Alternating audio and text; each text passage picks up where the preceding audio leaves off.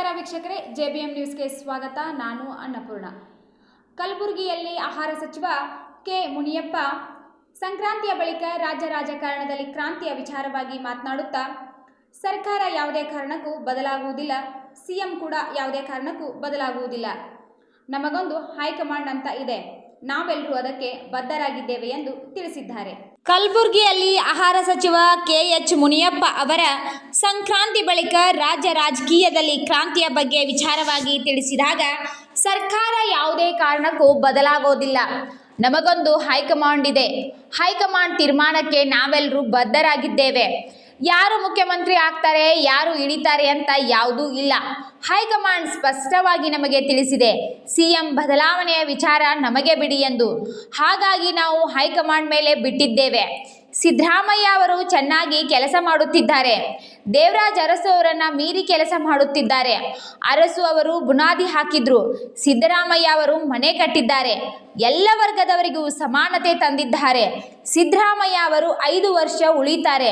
High command ಹೇಳಿದ್ದಕ್ಕೆ ನಾವೆಲ್ಲರೂ ಬದ್ಧರಾಗಿದ್ದೇವೆ, ಹಾಗೆ ಸಿದ್ದರಾಮಯ್ಯ ಕೂಡ ಬದ್ಧರಾಗಿದ್ದಾರೆ. ಒಳ ಮೀಸಲಾತಿ ಬಿಲ್ ವಾಪಸ್ ವಿಚಾರವಾಗಿ ಒಳ ಮೀಸಲಾತಿಯ ಬಗ್ಗೆ ಸರ್ಕಾರ ಬೆಳಗಾವಿ ಅಧಿವೇಶನದಲ್ಲಿ ತೀರ್ಮಾನ ತೆಗೆದುಕೊಂಡಿತ್ತು. ವಿಧಾನಸಭೆಯಲ್ಲಿ ವಿರೋಧ ಪಕ್ಷದ ನಾಯಕ ಅಶೋಕ್ ಸೇರಿ ಎಲ್ಲರೂ ಬೆಂಬಲಿಸಿದ್ದಾರೆ. ವಿಧಾನಸಭೆ, ವಿಧಾನ ಪರಿಷತ್ನಲ್ಲೂ ವಿವಿಧ ಪಕ್ಷದ ನಾಯಕರುಗಳು ಬೆಂಬಲ ಸೂಚಿಸಿದ್ದಾರೆ. ಅಧಿಕಾರಿಗಳ ಪ್ರಮೋಷನ್ ಬಗ್ಗೆ ಕೆಲ ಬೇಡಿಕೆಗಳನ್ನು ಇಟ್ಟಿದ್ರು. ಈ ಕುರಿತು ಮುಂದಿನ ಸಭೆಯಲ್ಲಿ ಚರ್ಚಿಸುವುದಾಗಿ ತಿಳಿಸಿದ್ದೇವೆ. ರಾಜ್ಯಪಾಲರು ಬಿಲ್ ವಾಪಸ್ ಕಳುಹಿಸಿರುವ ಬಗ್ಗೆ ಮಾಹಿತಿ ಇಲ್ಲ. ನಾಳೆ ಬಿಲ್ ನೋಡಿ ಉತ್ತರ ಕೊಡುತ್ತೇವೆ. ನಾಗಮೋಹನ ದಾಸ್ ಅವರ ವರದಿ ಅನುಗುಣವಾಗಿ ಮಾಡಿದ್ದೇವೆ. ಯಾವ ಸಮುದಾಯಕ್ಕೂ ಸಮಸ್ಯೆ ಆಗದಂತೆ ನೋಡಿಕೊಂಡಿದ್ದೇವೆ. ಅತಿ ಹಿಂದುಳಿದ ವರ್ಗದವರ ಪ್ರವರ್ಗ ಸಿನಲ್ಲಿ ಇರೋದ್ರಿಂದ ಅವರಿಗೂ ಅನುಕೂಲವಾಗುವಂತೆ ನೋಡಿಕೊಳ್ಳುತ್ತಿದ್ದೇವೆ. ಬಸವಣ್ಣನವರ ಆಶೆಯಂತೆ ಅವಿರೋಧವಾಗಿ ಬಿಲ್ ಪಾಸ್ ಆಗಿದೆ. ರಾಜ್ಯಪಾಲರ ಪ್ರಶ್ನೆಗೆ ಉತ್ತರ ಕೊಡೋಣ. ಸಿದ್ದರಾಮಯ್ಯ ಅವರು 10 kg ಅಕ್ಕಿ ಕೊಡೋದಾಗಿ ತಿಳಿಸಿದ್ರು. ಕೊಟ್ಟ ಮಾತಿನಂತೆ ಅಕ್ಕಿ ಕೊಟ್ಟಿದ್ದೇವೆ, ಜೊತೆಗೆ ಪೌಷ್ಟಿಕ ಆಹಾರ ಕೂಡ ನೀಡುತ್ತಿದ್ದೇವೆ. ರಾಜ್ಯದಲ್ಲಿ 6.7 ಕೋಟಿ ಜನರಲ್ಲಿ 40ರಿಂದ 60% ಜನರಿಗೆ ಇಂದಿರಾ ಕಿಟ್ ನೀಡಿದ್ದೇವೆ.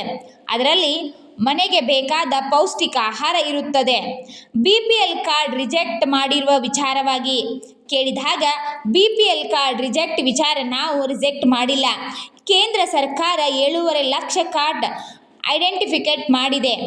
ನಾವು ಕೂಡ ಸ್ಕ್ರೂಟ್ನಿ ಮಾಡ್ತಿದ್ದೇವೆ ಎಂದು ತಿಳಿಸಿದ್ದಾರೆ. 5 ವರ್ಷ ಉಳಿತಾರೆ, ಏನು ಹೈಕಮಾಂಡ್ ಹೇಳ್ತಾರೆ ಅದಕ್ಕೆ ಅವರು ಬದ್ಧವಾಗಿರ್ತಾರೆ. ಅದು ನಾನು ಹೇಳೋಕ್ಕಾಗಲ್ಲ, ಹೈಕಮಾಂಡ್ ತಾನೇ ಹೇಳೋದು. ನನ್ನ ಕೈಲಿ ಏನು ಹೇಳಿಸ್ಬೇಕಂತಿದ್ದೀನಿ.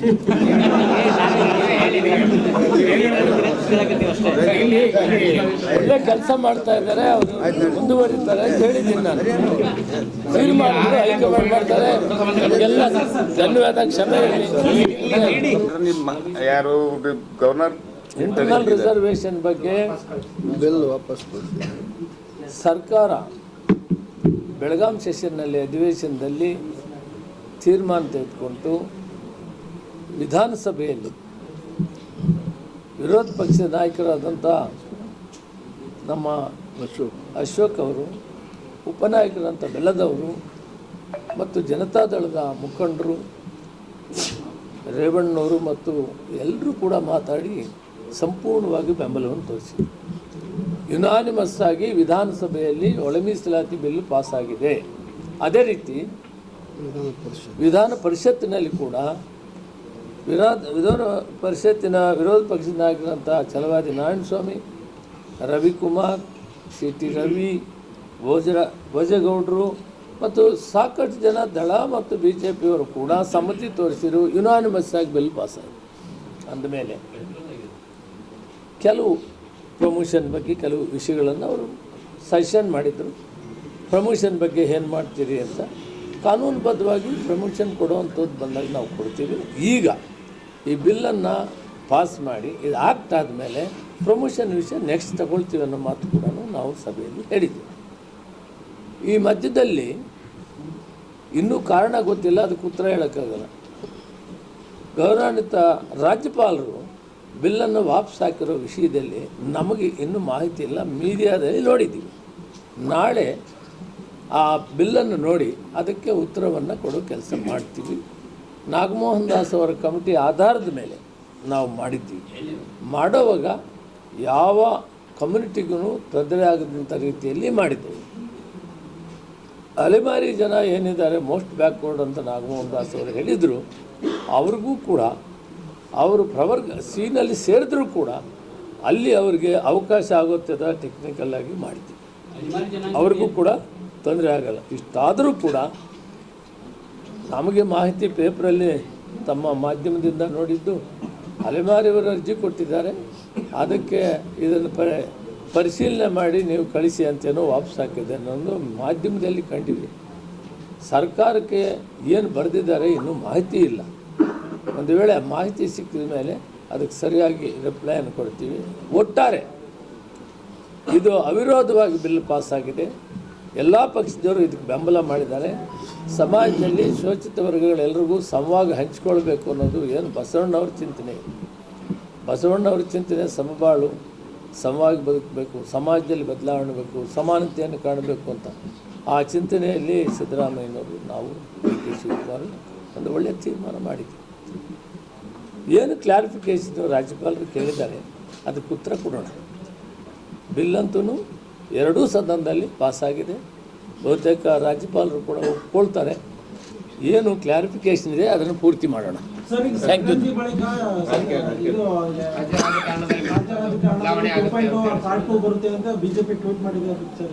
ಬಿ ಜೆ ಪಿಯವರು ಹೇಳಿದಕ್ಕಲ್ಲ ನಾನು ಹೆಂಗೆ ಉತ್ತರ ಕೊಡಲಿ? ಅಲ್ಲ, ರಾಜಕೀಯವಾಗಿ ಅವರು ನಿಮ್ಮ ಶಾಸಕರು ಹೇಳ್ತಿದ್ದಾರೆ, ಅವರೇ ಕೇಳಬೇಕು. ನನಗಿರೋ ಮಾಹಿತಿ ಸರ್ಕಾರ ಯಾವುದೇ ಕಾರಣಕ್ಕೂ ಕೂಡ ಈ ಸಂದರ್ಭದಲ್ಲಿ ಬದಲಾವಣೆ ಆಗೋ ಚಿಂತನೆ ಇಲ್ಲ. ನಂಬರ್ 1. ನಂಬರ್ 2, ನಮಗೊಂದು ಹೈಕಮಾಂಡ್ ಇದೆ. ಹೈಕಮಾಂಡ್ ಏನು ತೀರ್ಮಾನ ಮಾಡ್ತಾರೆ ಅದಕ್ಕೆ ನಾವೆಲ್ಲ ಬದ್ಧವಾಗಿರ್ತೀವಿ. ಇದರಲ್ಲಿ ಇವರು ಮುಖ್ಯಮಂತ್ರಿ ಆಗ್ತಾರೆ, ಇವರು ಮುಖ್ಯಮಂತ್ರಿ ಹಿಡಿತಾರೆ, ಇವೇನೂ ಇಲ್ಲ. ಆಸ್ ಆನ್ ಟುಡೇ ನಾನು 30 ವರ್ಷ ಪಾರ್ಲಿಮೆಂಟ್ ಕೆಲಸ ಮಾಡಿರೋನು. ಹೈಕಮಾಂಡ್ ಒಂದು ಕಟ್ಟುನಿಟ್ಟಿನ ಹೇಳಿದ್ದಾರೆ. ನೀವು ಮಾಧ್ಯಮಕ್ಕೆ ಹೋಗಿ ಇದರ ಬಗ್ಗೆ ಹೇಳೋದು ಬಿಡಿ, ನಮಗೆ ಬಿಡಿ, ನಾವು ತೀರ್ಮಾನ ಮಾಡ್ತೀವಿ ಅನ್ನೋ ಮಾತು ಅವ್ರು ಹೇಳಿದ್ದಾರೆ. ನಾನು ನಿಮಗೆ ಇಷ್ಟೇ ಹೇಳ್ತೀನಿ, ಇದರ ತೀರ್ಮಾನ ಹೈಕಮಾಂಡ್ ಮಾಡ್ತಾರೆ. ನಾವು ಹೈಕಮಾಂಡ್ ಏನು ಹೇಳ್ತಾರೆ ಅದಕ್ಕೆ ನಾವು ಬದ್ಧವಾಗಿದ್ದೀವಿ. ಸಿದ್ದರಾಮಯ್ಯನವರು ಚೆನ್ನಾಗಿ ಕೆಲಸ ಮಾಡ್ತಾ ಇದ್ದಾರೆ, ಇತಿಹಾಸ ಸೃಷ್ಟಿ ಮಾಡಿದ್ದಾರೆ. ದೇವರಾಜ ಅರಸವನ್ನ ಮೀರಿ ಇವತ್ತು ರಾಜಕೀಯ ಮಾಡಿದ ದೇವರಾಜ ಅರಸವರು ಸಮಾನತೆಯನ್ನು ಕಾಣಬೇಕು, ಸಮವಾಗಿ ಎಲ್ಲ ವರ್ಗಕ್ಕೂ ಕೊಡಬೇಕಂತ ಅವರು ಒಂದು ಪಾಯ ಹಾಕಿದರು. ಇವರು ಮನೆ ಕಟ್ಟಿದರು. ಸಮಾಜದಲ್ಲಿ ಸಮಾನತೆಯನ್ನು ಸಕ್ಕರೆ ಉಪ್ಪು ಸರ್ ಒಂದು ಇಂಟರ್ನಲ್ ಖರೀದಿ ಮಾಡೋದು ಟೆಂಡರ್ ಮಾಡಿದಂಥ ಕಾಲದಲ್ಲಿ ಪ್ರಯಾರಿಟಿ ಕರ್ನಾಟಕ ರಾಜ್ಯದಲ್ಲಿ ಇರೋ ತಗೊಬೇಕನ್ನೋ ಮಾತನ್ನು ಹೇಳಿದ್ರು. ಕರ್ನಾಟಕ ರಾಜ್ಯದ ಉತ್ಪಾದನೆ. ಆದರೆ ಟೆಂಡರ್ನಲ್ಲಿ ಏನಿರ್ತದೆ ಅವರಿಗೆ ಎಲ್ಲಿ ಅನುಕೂಲವಾಗಿ ಸಿಗ್ತದೆ, ಕ್ವಾಲಿಟಿ ಮೇಂಟೈನ್ ಮಾಡ್ತೀವಿ ನಾವು, ಕ್ವಾಲಿಟಿಯಲ್ಲಿ ಕಾಂಪ್ರಮೈಸ್ ಇಲ್ಲ. ಆದರೆ ಅವ್ರು ಏನು ಯೋಚನೆ ಮಾಡ್ತಾರೆ ವ್ಯಾಪಾರಸ್ಥರು, ಟೆಂಡರ್ನಲ್ಲಿ ನಾವು ಕಾನೂನು ಪ್ರಕಾರ ಇಲ್ಲೇ ತಗೊಳ್ಳಿ ಅಂತ ಹೇಳೋಕ್ಕಾಗಲ್ಲ. ಊರಲ್ಲಾಗಿ ಹೇಳ್ಬೋದು, ನಮ್ಮ ರಾಜ್ಯದ ತಗೊಳ್ರಿ, ನಮ್ಗೆ ಅನುಕೂಲ ಆಗ್ತದೆ ನಮ್ಮ ರೈತರಿಗೆ ಅಂತ. ಇದನ್ನು ನಮ್ಮ ಮಂತ್ರಿಗಳು ಕೂಡ ಹೇಳಿದ್ದಾರೆ, ನಮ್ಮ ಗಮನದಲ್ಲಿದೆ. ಹೌದು, ಶರಣಪ್ರಕಾಶ್ ಪಾಟೀಲು ಕ್ಯಾಬಿನೆಟಲ್ಲಿ ಕೂಡ ಮಾತಾಡಿದ್ದಾರೆ. ನಾವು ಅದರ ಕಡೆ ಗಮನ ಕೊಡ್ತಾ ಇದ್ದೀವಿ.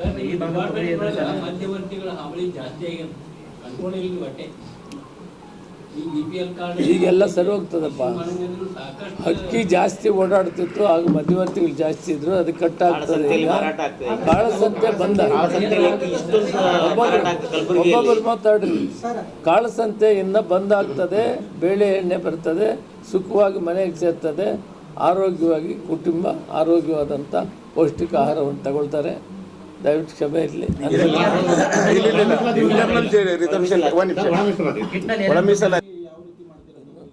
ಡೀಟೇಲ್ ಇನ್ನೊಂದು ಸಾರಿ ಬೇಕಾದ್ರೆ ಹೇಳ್ತೀನಿ. ಈಗ ಟೈಮ್ ಇಲ್ಲ, ಕ್ಷಮೆ ಇರಲಿ. ತೊಗರಿ ಕೊಡೋ ತೀರ್ಮಾನ ಮಾಡಿದ್ದೀವಿ. ಪ್ಯಾನಿಗೆ ಅಟ್ಯಾಕ್ ಮಾಡಿ ನೀವು ಚೆಕ್ ಮಾಡ್ಕೊಂಡ್ರಲ್ಲ,